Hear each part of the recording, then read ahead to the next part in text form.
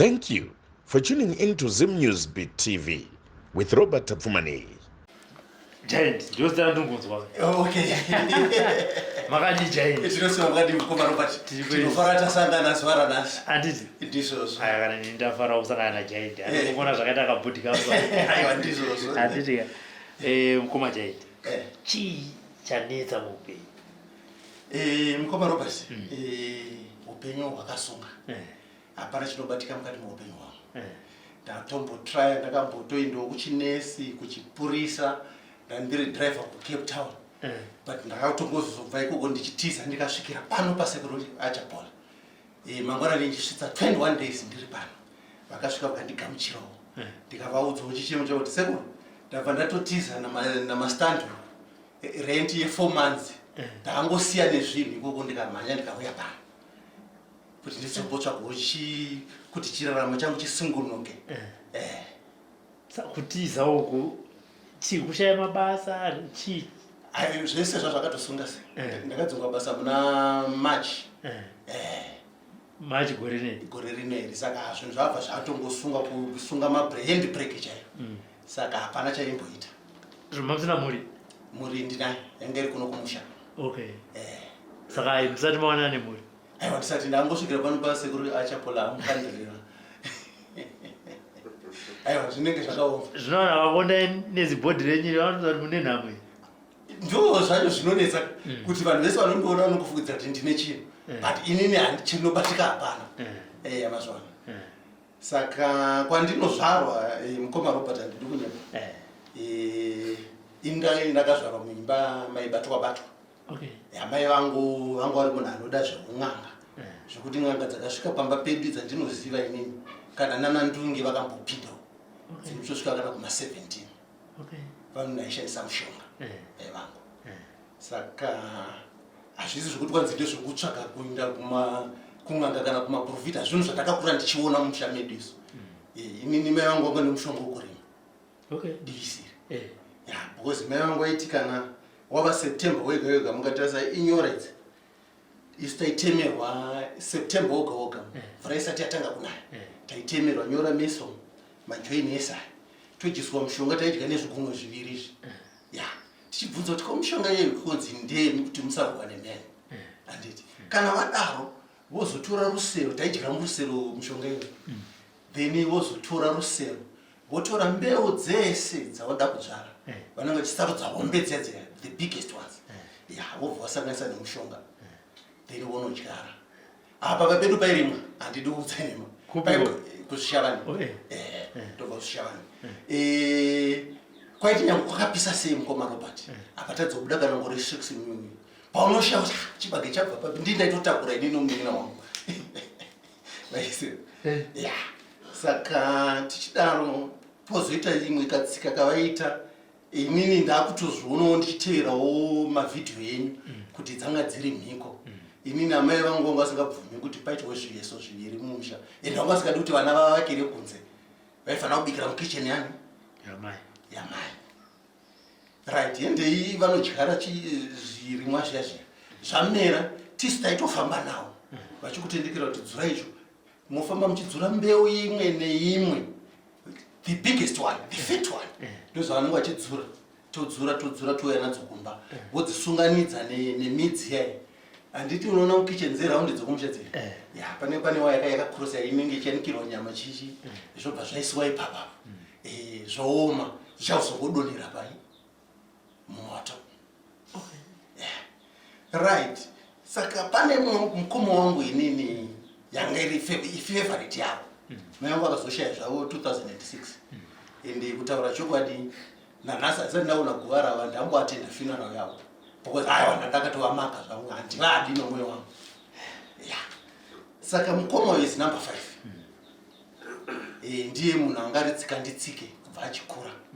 Saka pane kamwe katsika kavaita mishonga yaitwa imwe yacho tisaitotumwa kunochera fanika tsanga handinoona tsanga murwizi mama pane tsanga inomera yakakrosa mvura bank to bank.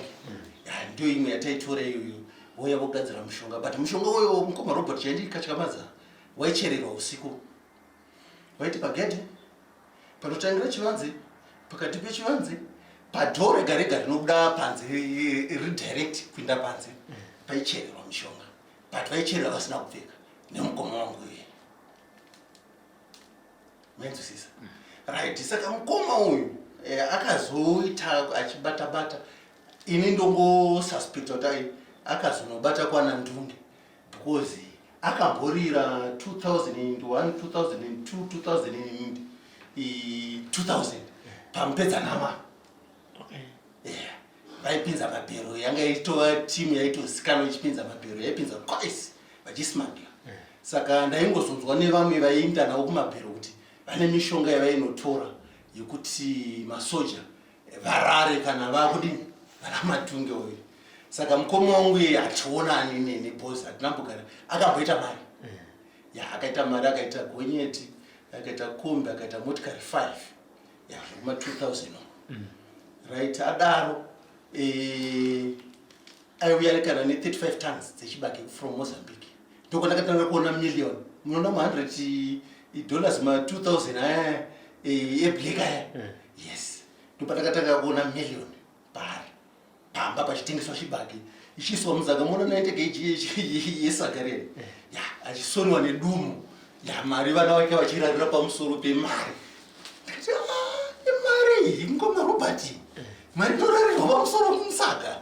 Saka haina kumbogara handinagara ndamuchenesa mazwana. Saka nezvaizoitika kuti kumberi kwake kune vakomana 3 ne1 musikana vakazosvika pakuti mai vakatuma iye kuti enda unopiwa tsvimbo bhozi mudhara akashaya 2004 2002 kwanzi enda unopiwa tsvimbo yababa yakapiwa first born. Mambozvona izvo kuti first born wodzitora tsvimbo upe number 5 pane 3 vamwe vakomana vakati kuti ndivo vababa. Ini ndindakapikisana nazvo ndikati aiwa kuna zvinhu zvakadaro. Saka aibikirwa madoro mumushe kunzishi akomborerwe. Saka paisara ini ndiri number 8 bakwedu, then first born nesecond born because first born was 1953 akazoshaya nesecond born 55 tisu taingosiwa kunze kwesekura chero zvikatozosvika ndakatozoita noise mukoma Robert muna 2001 and 2 ndakuchitongesa homes kati kwemi madoro maibika muno mumusha mababa vangu anga ari kukomborera ngati saka kana aikomborera imakazvara vana vari 97 boys ne 2 girls ko isusu vatatu taisiwa imaiteketera kuti saka ndaona vanhu vatadza kundipa explanation indakashandisa hasha asi angu mumza ndakuvarova but ndaitorova family yese kunze kwe3 yanga yagara irichi outside handaitorova ende ndandakaita iri policy yekuti every Friday ndaichidhakwa ndaitobhema mbanje ndotozwa kuti nhasi chakachaya vanhu vaitogara vachitozwa kuti Friday yega yega vanogara vatopfeka mabhachi vanoziva kuti vanorara musango. Ndo pandakazobva 2003 ndaenda kuSouth Africa. Ndaenda kuSouth Africa ndikanoshanda mumapras. Just imagine from Constable to support unit, from Constable to farm worker, and ndichihora 429 rands. Chibva ndagara ikoko 3 years. Ndibva kwangu zvinoitwa vamwe mai andangofambidzana nawo. Saka munin'ina wavo yanga iri Sangoma kuJoburg. Saka patakandosvika kumba iri weekend ndobva tawana variko akabva abudirwa nobva anipo tsananguro dzaingoenderana nemukoma wangu uya andiwazvona nobva ati unoziva kuropa kwenyu imwimwe haubvumidzwa kuromba ini chandingoita ndongokugezesa. Saka magezesero andakaitwa vakatora mishonga yakasiyana siyana ikaiswa mubhodho nobva rabhoilisiwa then ndobva zvadirwa pai mudhishi nobva ndadi ifoni yasekuru achapona nobva ndadirwa munini nobva ndafugira. Saka ndo pandakaregesewa doro nemunhu iye kanzi aiwa iwe wakaisirwa uchi mudoro kuti paunenge uchidhakwa papa vanongoti irombe bhozi chidhakwa handimazvana right. Pandandasirira ndepekuti ndaiti inini ina ndiri kusapoti unit kuFairbridge Bulawayo. Mukoma wangu ari mupurisa iye mukoma wacho pamarimba police station muno. Asi chandakaona kuti pane something taiti inini ndikabva kubulawayo ndichiuya kumusha kwakusati kwava nemafoni taingokwira bhazi katapfeka mauniform ikaisi totopinda mubhazi musi wandinosvika ndichibva kubulawayo iyo vaitosvikawo vachibva kuharare saka ndakazoita connecting the dots kuti sai mukoma yangu kuti musi wandinosvika vanenge vakandiisa track ndimazinzizini saka fast forward 2006 aiwa his empire started falling apart. Mota dzese dzikapera yangoti mota yaenda kugaraji anga asingatevereka motikari kugaraji akaisa kugaraji ainotenga ino nobva dzapera motikari kukasara kombi yakazouraya vanhu kubulawayo kwa ichibva nemabhero kwamutare ikauraya vanhu akazonobhadhara vanhu ivavo truck akatengesa. That guy as I speak now ari kurarama nokutema huni nebhara wheelbarrow achitengesa kumusha.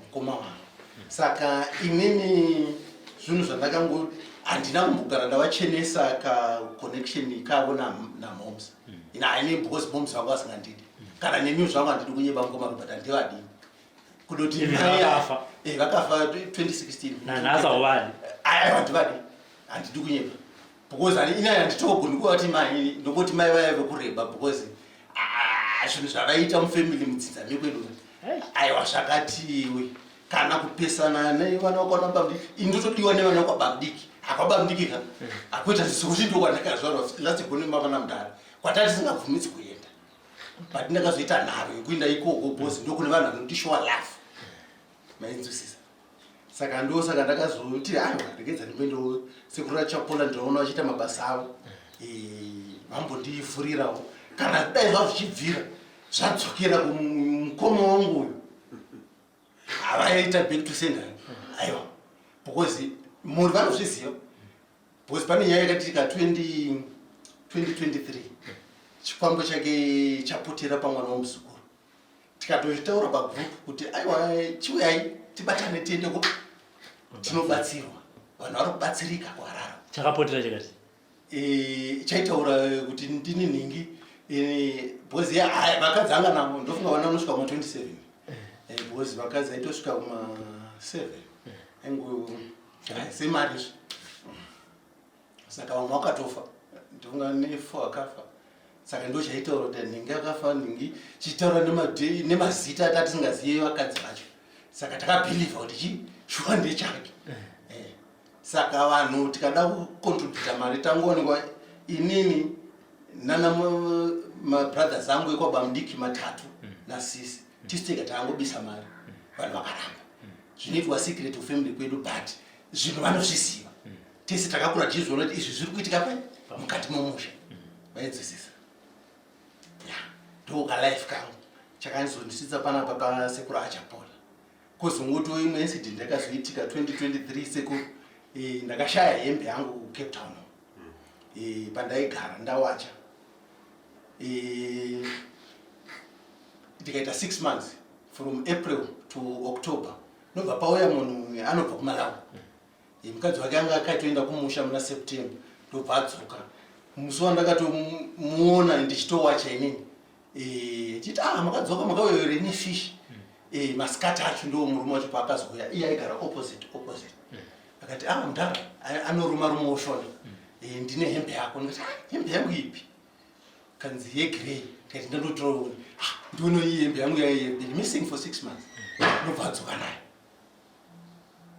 saka hazvina kundijekera kuti inini maonero angu yakatonosvika kuMalawi pane zvakaitika ikatosvika kuMalawi ikadzoka ndakabva ndaipisa hembe iyoyo ndokuzoti muna before ndadzingwa basa ndakamuka ndakagerwa tsiye idzi ndofunga mukaona tsiye dzangu hadzitobude zvakanaka ndakazongoudzwa namanager kuti kwagera tsiye zvaita sei ndisina tsiye saka munoona ndo nyaya yangu yakandisvitsa pano pasekuru achapola kuti ndiwanewo zambuko ndingoraramawo ina handide life yepamusorosoro ndikudoka normal life chekungoafodawo saka ndichisvika panapa sekuru achapolo vane rudo toda kuatenda mukoma Robert ndiri murume ane 55 years pamwe ndotogura kuva ndiri vakuru pavari but vandichengeta kunge mwana wavo for the past 3 weeks vakatodipa nefoni ndini ndotodavira munga vachidzi giant ndini ndotodavira foni yavo atonzi sekuri vasodavira foni ndiwo akonekwaisa foni pasi ndini zvangu saka ndinoda kuvatenda nerudo rwavo rwavandishowa pandasvika panapa vari kutondipromisa kuti aiwa kana kupurazi kana rori yangu ikanaka sezvo wangu uri driver ndokupawo rori yangu unodi uchibva une zvinhu kupi kufamu uchiti ndotowana pokutangirawo muno muzimbabwe because ina kusouth africa achadzokera ndakadoti aiwa ndatozvatokuvhara naye because ndagara 22 years South Africa. Pane mukoma wako akamboita mari kutozokutora wakuita kuti hamuna pamwe munhu aishanda kane simba wakumitira jerasi because zvinoonekwa mumhuri kuti munhu akashanda chaizvo nesimba anonzi akaromba mukoma kushanda nesimba tinokuziva kune mari dzokushanda nesimba but mari ini I believe kuti mari yokushanda nesimba mukoma Robert inobudgeteka unogona inonyatsoshandika zvakanaka ine saku bank ukaona mari dzinogara mumba ari matutu aiwa aina handibelieve kuti mari yekushanda nesimba aiwa saka iye zvine zvari kuti jimukoma wataa kutema huni mari asisina anonyazoti zvinhu zvake zvaita anganaimba mumufakoseni noona 2001 ndio pakatanga quads extension anganaimba kuquads extension nemufakoso but asisina zvinhu zvese izvo semwana wamai avo ende chikwambo mukuti chakataura makambomuti here mukoma vatifambei havadi because pazvakabuda ipapa wakatomhanya kwachief Masunda ndiye chief wedu yakatomboripotwa nyaya kwachief kuchinzi tikuakizwa uroi saka yakazongonoperawo kwachifu zvisinawo but chief kama kuti famba iko because munhu akangoti ipapo pakufamba manje ndo pasingadiwi ipapo because pane seko haidze big seko mudzinza medu iyo yakabata nekusaidi iyo haidi kuzoka chini mazvana inini kufamily kwedu masiblings mai vangu nababa vangu ndini munhu ari vocal inini ndotongovengeka because vanhu vese vanongondivenga kana nevana kuti because ina handina zvokuswira ndichimbotenderera mukoma Robert ndongokuudza direct kana muchindivenga kana ndisingakudii mukoma Robert ndongokuudza mukoma musakanganwa ina handikudii saka apa mungazodzika makadadika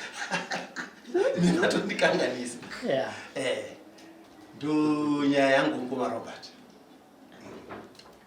pakatoipa panorema panopisa handitya sekuru giant mukudziva nhamo yake inosekesa nekuti matauriro acho hainenge ichiitwa nemuridzi wenhamo rinoita kunge dambi asi upenyu hwakaita sekutaura kwari kuita ma3 weeks zvatoita fange zvaita nani ndakaona kuti murume uyu nekusvika kwaita ndikarega kumudzikisa ndakarira anozviuraya nokuti pfungwa dzake dzaibata makona ese tinoona mukoma Robert tinoenda kusnipa tinodzidziswa kugara tinobvira kuudzwa kubva varwere kusvika kuvazukuru akupinda mundani then nekugona kwagamuchira isusu hatina mvume kuti tituke vazukuru nokuti vazukuru vavai mumwe ndo yachiti hatina mari mumwe ndo yachiti uri tonyetsona kuti chironda chine munhu ichi ukutozvisa kuti mumatare ndomatinogona kuti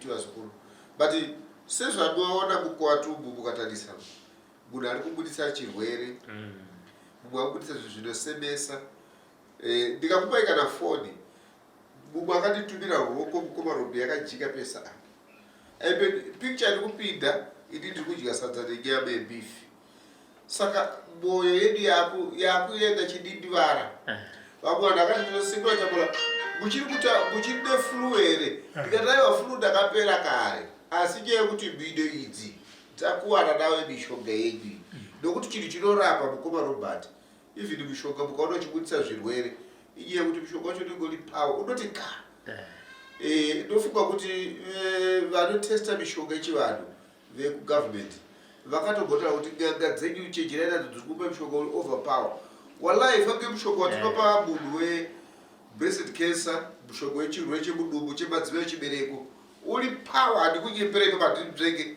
kana ndikatodiwa mose nehurumende kuti uri power ndikushonga uri power ndinopa uri power nokuti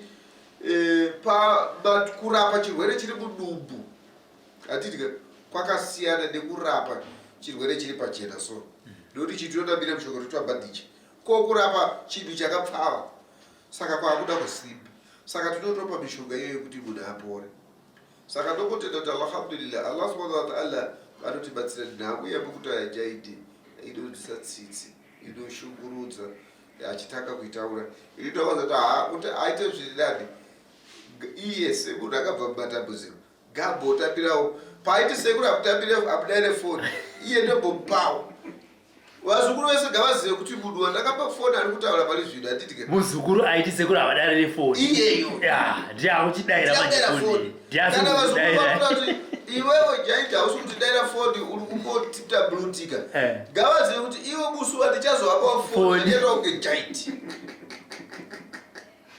handiti aiwa vari kuzvinzwa saka izvozvozvo isusu panapa ndofunga kuti ndine bhizi yekuti handikugoni ndofunga kana mukaona mhino dzangu idzi kuti pane mushonga umwe watoshandisa nemutandangozi tinenge chiti orati munhu akaenda critical kunge mwana une zuro aitsenga mazino yani ke saka kuti ndozoti ndingi uya iwe ndakutongovhura paketi kuti orati kana iri flu ichazouya ichapera asi chekutanga ngandipe treatment munhu uyu handiti so ndapa treatment munhu uye wapora alhamdulillah ndovandatende Allah subhanahu wa ta'ala kuti maita Allah subhanahu wa ta'ala munhu wenye apora zita rinovanata kuti achapora vari kurapa handisi kuda kuti ndinzi achapora vatiti saka ini ndakaona kuti mafoni yawanda challenge yandiri kuita ndeyekuti vanhu andatumidzira mushonga ndechero vanhu andatumira mushonga 10 saka ini ndikuti zvindirerukire ngandimbopa iyeyu akabirira pana pakubirira kumarobato ambodairawo foni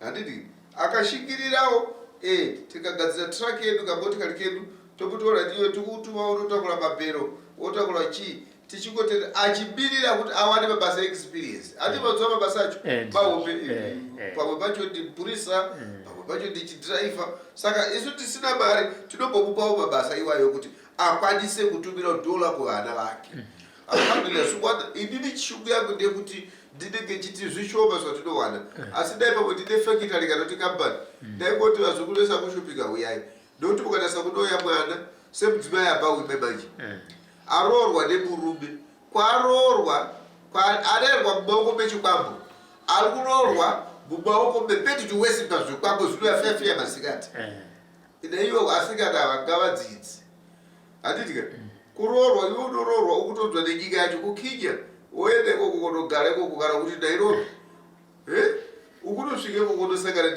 neuroiti saka unopora here haupora alhamdulillah saka ndokuti Allah subhanahu wa ta'ala ngatibvire tsitsi tigone kusununguliwa alhamdulillah ndinotenda. For these and more stories, tune into Zim News Bit TV with Robert Tafumani.